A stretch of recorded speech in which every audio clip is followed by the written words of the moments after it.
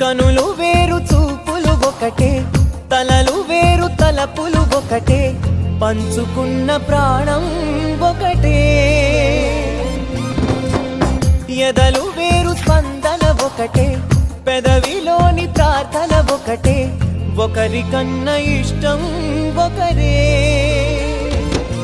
కంగారై ఎవరున్నా ప్రతి కన్ను చెమ్మగిల్లేను, కన్నీరై ఎవరున్నా 10 చేతులొచ్చి తుడిచేను. సమభావం అన్నది సంసారం అయినది, మా ఇల్లు మమతాలయం, కవిలేని కవితాలయం.